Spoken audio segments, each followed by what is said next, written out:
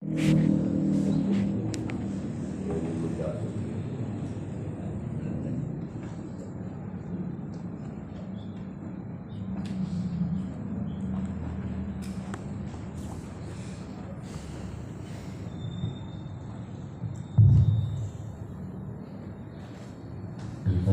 ila hadratin Nabi Muhammadin sallallahu alaihi wa alihi wa sallam. Thumma ila hadhi Syekhuddin al-Awliya Syekhina Abdul Qadir al-Jilani. Thumma ila hadhi Syekh Habib Ali bin Abdul Rahman al-Habashi. Thumma ila hadhi Syekh Habib Ali bin Husain al-Attas. Thumma ila Abil Mahbub hadhi Syekh Haji Muhammad Syafi'i Adami bin Muhammad Saleh Al-Aini, usulihim wa furu'ihim wa masyayikhihim. Thumma ila jami'il awliya'illah wa asfiya'illah wal ulama'i wa salihin aynama kanu wa hamlat arwafuhum, khususan ila musannif hadal kitab al-alim al-allamah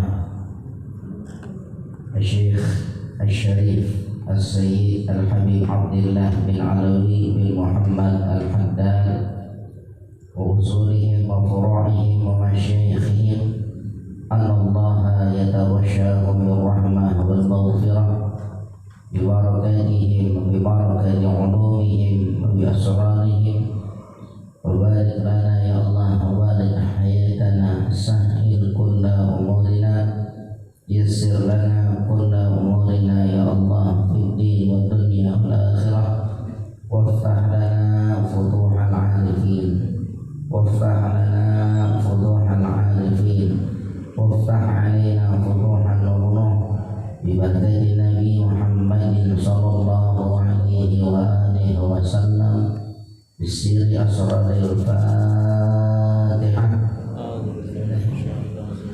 Bismillahirrahmanirrahim. Alhamdulillahirabbil alamin, arrahmanir rahim, maliki yaumiddin. Iyyaka na'budu wa iyyaka nasta'in, ihdinas siratal mustaqim, siratal ladzina an'amta 'alaihim ghairil maghdubi 'alaihim waladdallin. Rabbighfirli wa liwalidayya amin.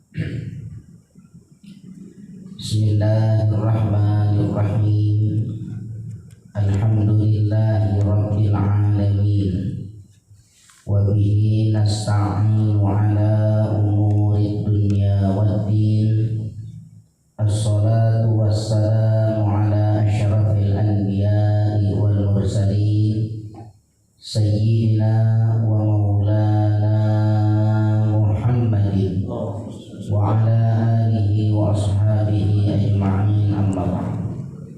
Fa inna asdaqal hadithi kitabullahi ta'ala wa khairal hadi hadi sayyidina Muhammadin sallallahu alaihi wa alihi wa sallam, wa syarrul umuri muhdatsatuha wa kullu muhdatsatin bid'ah wa kullu bid'atin dalalah wa kullu dalalatin finnar.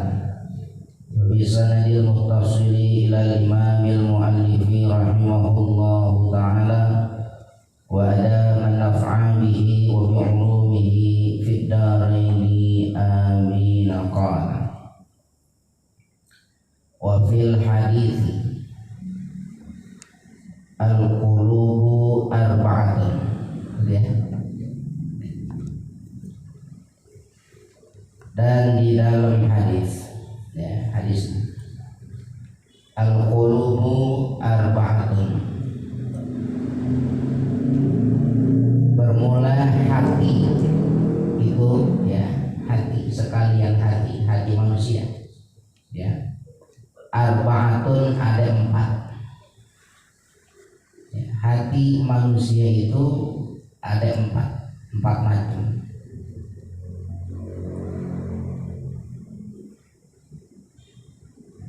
Qalbun ajradu fihi sirajun yazhar. Yang pertama, qalbun, ada hati, ajradu fihi, Yang murni pada hati tersebut sirajun, cahaya. Ya. Hati yang murni semata isinya cahaya.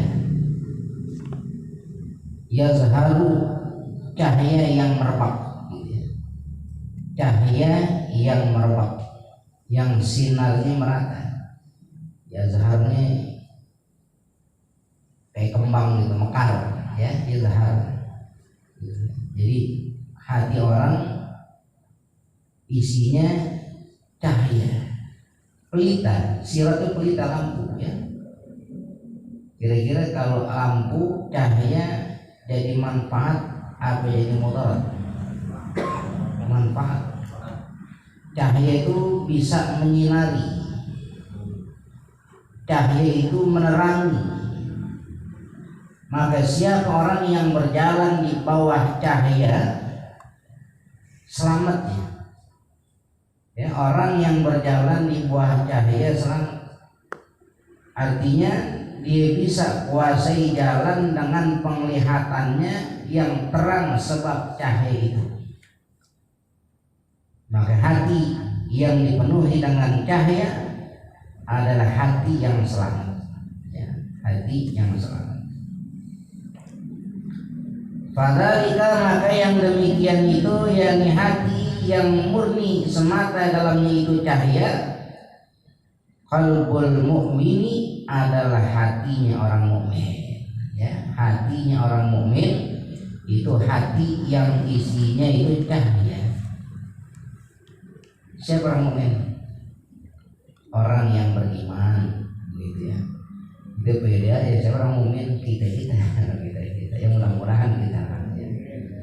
Orang mukmin orang yang beriman, yang mengimani Allah Ta'ala dan sekalian yang termaktub di dalam rukun iman, ya.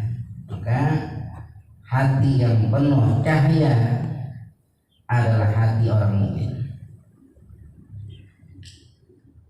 Wa qalbun, dan yang kedua ada hati aswadu manfusu, hati yang hitam, aswad, hitam hatinya, ya. Mankus, yang terbalik, hatinya hitam dan terbalik. Makna hitam, kosong dari cahaya. Maknanya terbalik, jauh dari kebenaran, jauh dari kebalikan, dari kebaikan, ya, itu makna terbalik, mangus. Fadzalika, maka yang demikian itu qalbul kafir, hatinya orang kafir. Hatinya orang kafir. Orang kafir itu yang mengingkari Allah Ta'ala, yang tidak ada keimanan kepada Allah Ta'ala, maka itu orang kafir. Hatinya orang kafir itu hitam, maknanya gelap dan terbalik, jauh dari kebaikan, ya, jauh dari kebaikan. Mudah-mudahan Allah jauhkan kita daripada hati yang seperti ini.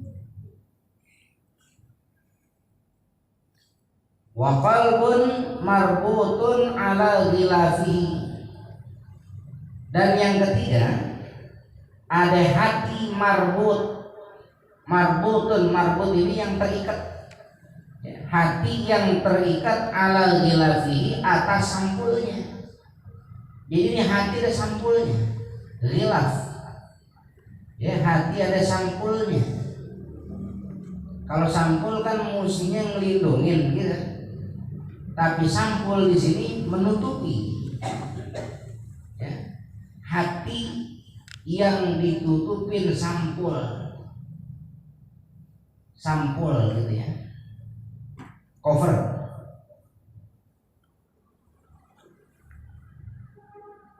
Bisa jadi isinya itu hatinya bagus, ada sinarnya. Bisa jadi itu hati isinya sinar, karena dia tahu kebaikan-kebaikan, ya, sinar. Tapi ditutupin, di coverin, Jadi tuh hati sinarnya nggak keluar, ya, sinarnya nggak nampak. Bisa jadi tuh hati ada sinarnya tapi tertutup oleh covernya, jadi sinarnya tidak yazhar, tidak merebak, tertutup sinar tersebut. Ya. Ada kalanya dia tahu kebaikan, tapi dia tidak kerjakan kebaikan tersebut. Ini jelas namanya cover. Ya, ada covernya. Isinya hati, tapi kantongnya bukan kantong hati. Maka fadzalika yang demikian itu qalbul munafiki adalah hatinya orang munafik. Orang munafik orang yang kalau ngomong dusta, ya, kalau dipercaya khianat, kalau dia berjanji ingkar. Ini orang munafik, ya. Wa qalbun musaffahun, dan yang keempat itu ada hati musaffah. Musaffah ini terlapisi, terlapisi. Jadi bukan cover. Kalau kata kita ini hati ada pagernya gitu. Pagar jarot, kan pagar jarot yang jarang-jarang tuh, ya. Ada pagarnya yang musaffah. Fihi, yang di dalamnya, ya, di dalam hati itu imanun wa nifakun, ada imannya dan ada kemunafikannya. Dua-duanya ada. Imannya ada, munafiknya ada. Kadang-kadang dari sela-sela jarot itu lampu dalamnya kelihatan atau sinar hatinya kelihatan. Nanti lempangan liwat jarotnya ketutup hatinya. Dapat renggangnya imannya kelihatan, cahayanya kelihatan, kena jarot yang malangin maka hilang lagi sinarnya. Ini tamsilnya itu, ya, hati yang dilapisin oleh keimanan dan kemunafikan. Kalau orang munafik dikantongin tuh, di cover semuanya, maka cahayanya nggak keluar. Buat bener rada susah, karena dianggap dengan kemunafikan itu menguntungkan dia urusan dunianya, gitu Pak. Makanya dia jauh dari kebaikan, padahal dia tahu. Nah, kalau urusan yang nomor 4 ini, hati yang dilapisin iman dan munafik. Dia tahu kebenaran, dia tahu dosa, bahkan dia takut dosa, tapi terkadang rasa hajat kebutuhan yang kalau dia kerjakan itu menjadikan suatu dosa, dia berani melakukan dosa, yang penting ada bagian buat dia. Dia berbuat sesuatu yang salah, kemunafikan katakan, tapi di hatinya takut dapat hukuman Allah, takut dapat adab Allah Ta'ala. Makanya isinya dua, ada imannya, ada kemunafikannya. Ini hati yang berempat.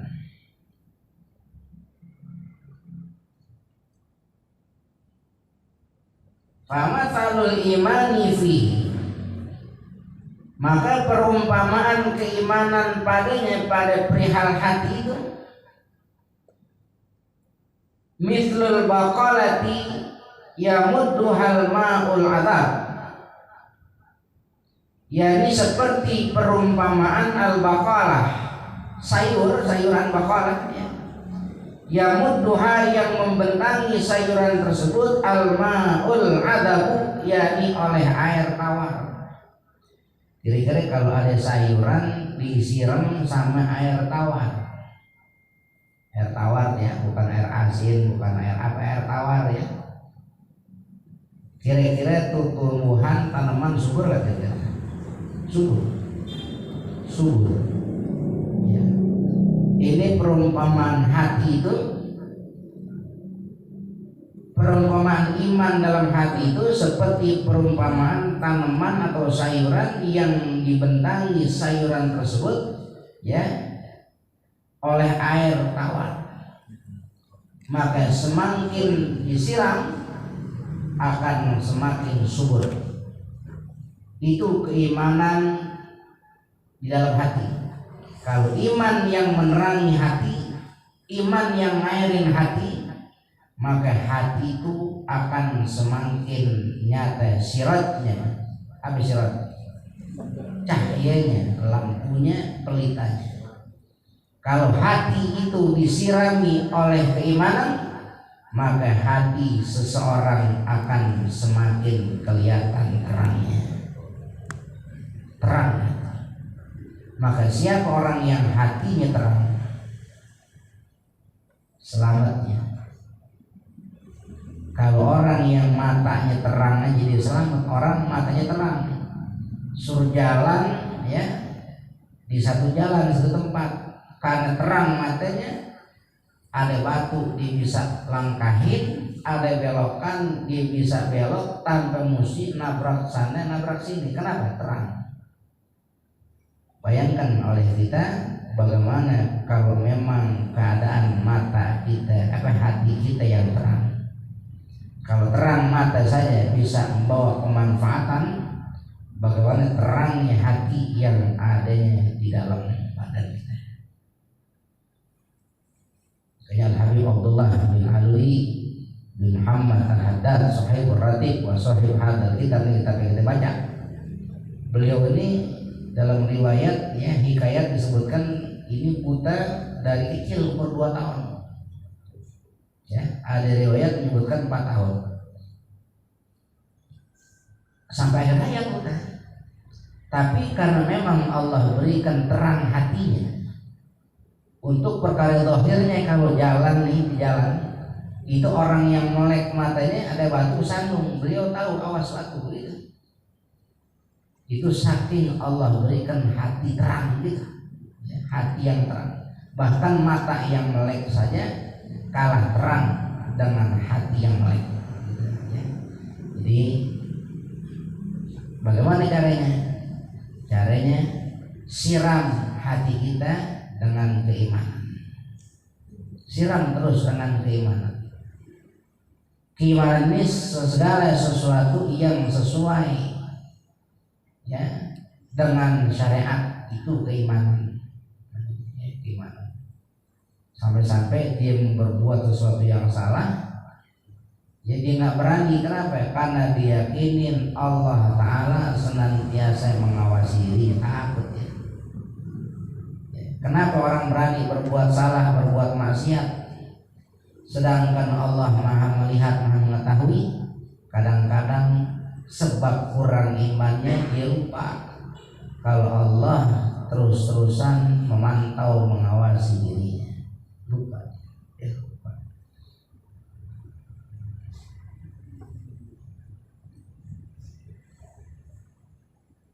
Wa masalun nifaqi fihi mithlul qurhati yamuddu halqaihu wasadid. Dan perumpamaan an-nifaq, kemunafikan itu, perumpamaan kemunafikan itu fihi, di dalam hati, mithlul qurhah, itu seperti perumpamaan qurhah, borok. Borok, tahu nggak borok? Borok tuh luka koreng yang basah, itu borok namanya ya. Yamudduha, yang membentangi borok tersebut, al-qaihu was-sadid. Al-qaih dan as-sadid sama nih, nanah. Borok yang dibentangin namanya nanah. Kalau al-qaih ini nanah yang isinya air, ada nanah isi air darah gitu, isi darah gitu. Kalau isi darah, kalau as-sodid itu nanah yang isinya air, sodid. Bagus yang mana, isi air atau isi darah? Nanah yang bagus yang mana? Kadang-kadang bagus, apalagi itu nanah adanya di borok. Selama borok masih ada nanahnya, bayangin kalau itu nanah pecah. Ya, yang pertama bau, yang kedua kira-kira ngeringin borok apa ngelebarin borok? Lebarin. Begitupun kemunafikan dalam hati. Selama hati kita terus-terusan dibentangin oleh kemunafikan, disiram dengan kemunafikan, maka selama itu hati kita seperti borok yang ada nanah di atasnya. Kalau pecah bau, kalau melebar itu nanah, maka akan melebarkan borok yang baru. Kalau hati kita itu isinya kemunafikan, selama dia terus siramin hati dengan kemunafikan itu, maka sampai kapanpun hati itu akan menjadi borok. Alhamdulillah. Borok. Kalau borok enaknya dipelihara, apa obat itu? Wah, kalau saya sih sama borok senang juga. Kalau gitu ada nggak yang gitu? Buat apa borok dipelihara? Ya, obat itu borok. Caranya siram hati dengan keimanan, jauhin hati dari kemunafikan, gitu ya. Caranya asal kita tahu ada amal soleh, ada perbuatan bagus, kerjain, gitu kan. Kalau kita tahu ada sesuatu yang salah, jauhin, gitu. Tapi hati saya berat buat ngerjainnya, saya belum bisa, paksain, gitu. Paksain untuk senantiasa hati berbuat kebaikan. Paksain saja, ya, paksain. Bismillah, minta pertolongan sama Allah, maka nanti segala sesuatu insya Allah bisa. Paksain. Kalau dipaksain kita nurutin nafsu namanya. Ya, paksain. Orang kalau kita dipaksa, Ramadan nggak bisa puasa. Percaya nggak dia? Bagaimana mau puasa? Makanan banyak. Ya, ini cakep di rumah. Kadang mulu lagi. Gitu. Kalau dipaksain nahan ngekang syahwat nafsu kita, nggak bisa puasa kita. Kenapa kita orang bisa puasa? Nah, itu ya. Karena kita bisa kekang nafsu. Makanan banyak, biarin ntar maghrib makannya. Bini cakep, kadang mulu lagi, ntar habis maghrib bisa dipakai. Kan begitu kita. Kenapa jadi hal-hal yang lain kita nggak bisa kekang? Ada kebahagiaan orang merasa jadi susah.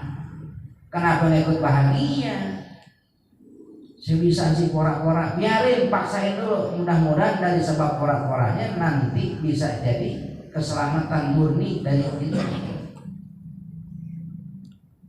Makanya caranya itu, kalau ada amal soleh kerjain. Kalau kita tahu ada satu keburukan akan suatu amal, jauhin, paksain, gitu. Gak apa-apa. Nanti dari pencerminan sikap di luar akan menulung perkara yang di dalam. Paham gitu? Perbuatan zahir kita yang bagus-bagus, biar kata hati kita belum bagus, tapi kalau perbuatan zahir udah bagus, harapan kita bisa nulung batin yang kurang bagus. Nanti lama-lama batin bagus. Paksain. Jadi kita kadang-kadang saya jadi ingat ya, buat tahun-tahun yang lalu tuh kalau saya kasih tampil contoh, ada orang pergi ke warteg.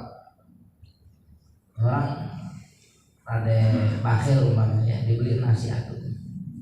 Pas mau pulang dilihat ada kawan-kawan tuh diketakutan nasi minta taruh dalam baju gitu. Nasi dalam baju. Akhirnya temennya nanya, beli apaan? Dia nggak bisa ngelak, dia ngomong di warteg gitu. Yang bagus tawarin, jangan tawarin. Kalau emang orang udah tahu kebaikan atau sesuatu yang ada pada kita, tawarin aja. Ini dari warteg depan, ente mau? Kita kan nawarin anak tuh. Kalau kita ngomong kita orang senang nggak? Senang. Biar kate hatinya ngomong mudah-mudahan dia nggak mau, mudah-mudahan dia nggak mau, ya nggak apa-apa. Hati orang tahu nggak?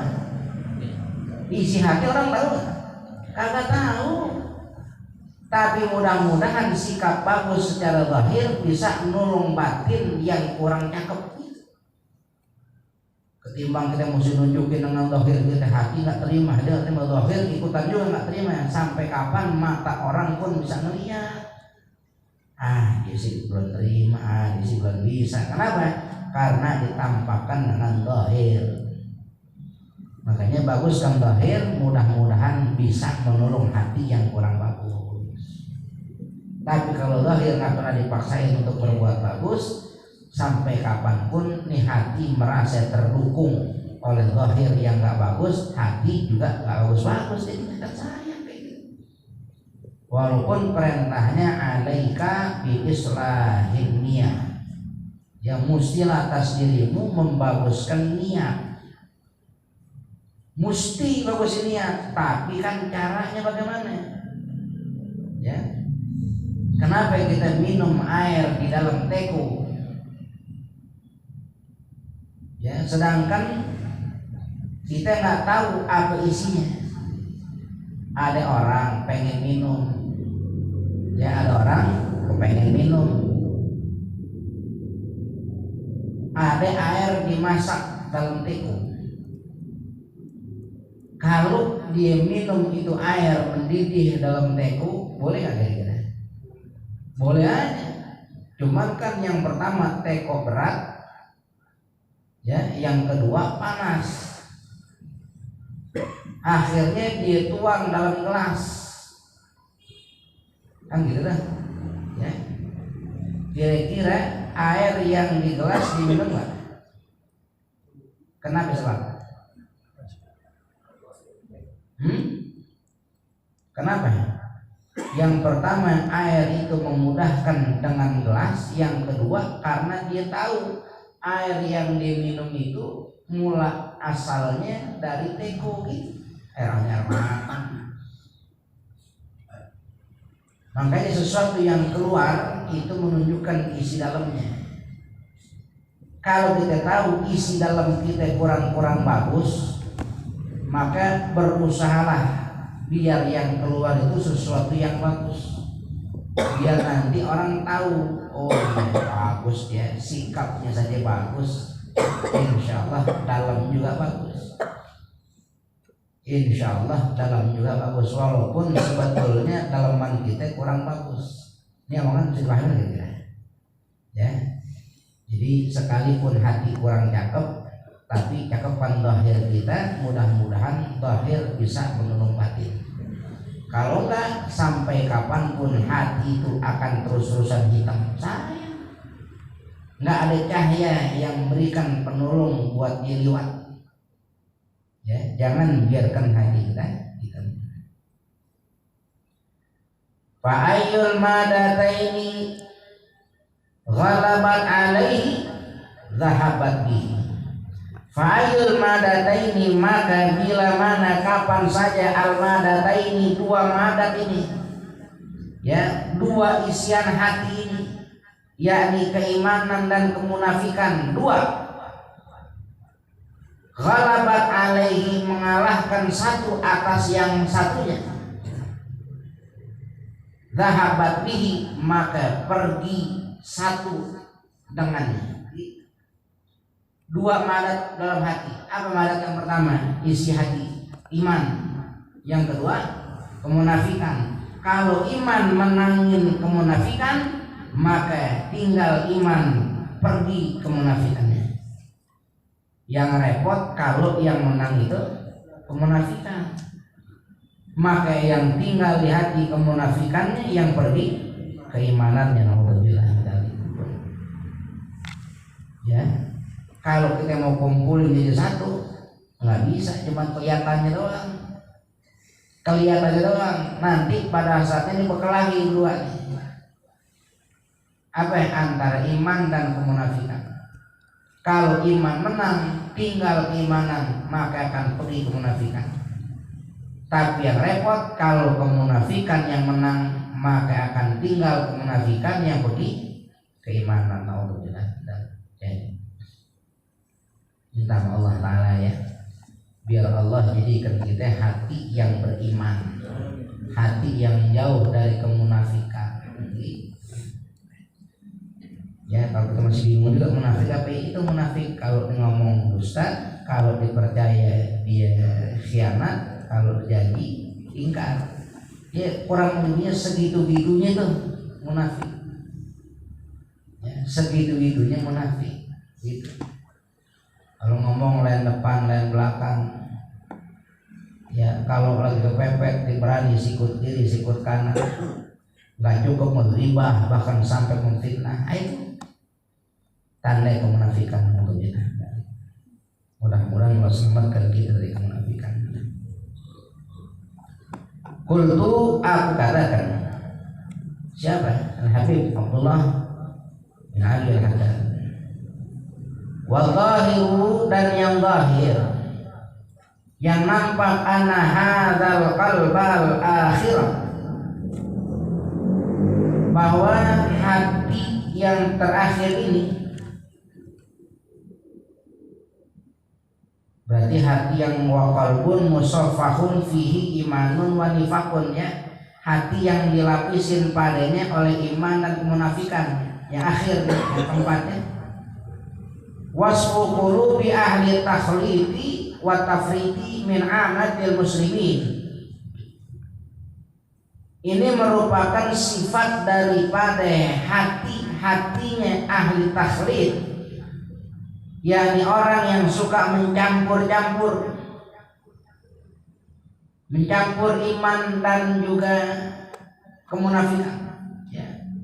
Hatinya orang yang suka mencampur keimanan dan kemunafikan dalam dirinya. Wa tafriti, dan orang yang senantiasa melampaui batas dalam amalnya, min amatil muslimin, daripada keumuman orang-orang Islam.